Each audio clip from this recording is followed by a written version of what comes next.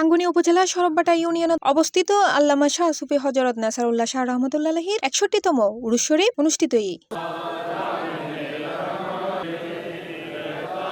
ডিসেম্বরের ৬ তারিখ ফজরতুন রাতব্যাপী এই উপলক্ষে দুজ্জাতুন খতমে কোরআন, খতমে বুখারী শরীফ, খতমে ফাজায়েল, মিলাদ, কিয়াম, দরুদ সালাম পাঠ, শাহ সুফি নেসারউল্লাহ শাহ রহমতুল্লাহ আলাইহির জীবনী আলোচনা সহ বিভিন্ন কর্মসূচি পালন করা হয়। নেসারউল্লাহ শাহ রহমতুল্লাহ আলাইহির দৌহিত্র মাওলানা আলী শাহ নেসারির সভাপতিত্বে এবং আওলাদ আলম শাহ পাড়া কামিল মাদ্রাসার আরবি প্রভাষক মাওলানা মোহাম্মদ আজগর আলীর সঞ্চালনায় খতমে বুখারী শরীফ চট্টগ্রামের বিভিন্ন উলামায়ে কেরাম, বিভিন্ন মাদ্রাসা প্রিন্সিপাল মুহাদ্দিস, ভাইস প্রিন্সিপাল বৃন্দল অংশ লয়।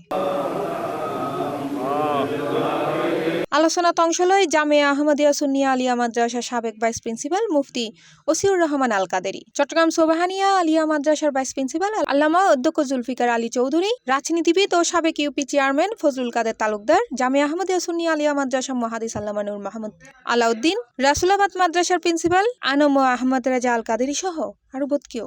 কোরআন, খতমে সহিহ বুখারী শরীফ, উরস পাক উপলক্ষে জিয়াফত তাবারুকাত আল্লাহ যেন কবুল করে। বুখারী শরীফের ইন্তজাম হয়েছে ব্যতিক্রম একটা অনুষ্ঠান, যে বুখারী শরীফের ইন্তজামের মাধ্যমে আজকে এই বরকতমণ্ডিত উরসে পাক অনুষ্ঠিত হচ্ছে। দোয়া ও মুনাজাত পরিচালনা করে ফটিকছড়ি তেলফারই দরবার শরীফ ও সাজ্জাদানশীল সৈয়দ মসিহুদ্দৌলা।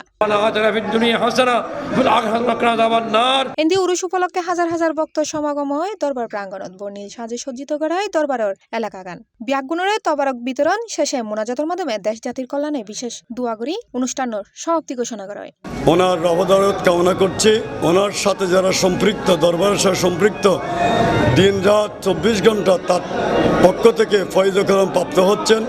তার শেরেবাংলা শাহ রহমতুল্লাহ আলাইহি তার দেওয়ানাজিতে সন্ধ্যা করে প্রকাশ করেছেন। মাওলানা নেসারউল্লাহ শাহ রহমতুল্লাহ আলাইহির ৬১তম উরুস উপলক্ষে আজকে যেই উরুস মোবারকে যে ভক্তবৃন্দরা যারা উপস্থিত হয়েছেন, বিভিন্ন আশা আকাঙ্ক্ষা নিয়ে ভক্তবন্ধুদের আশা আকাঙ্ক্ষা যেন পূরণ হয়। C plus TV, Chittagong.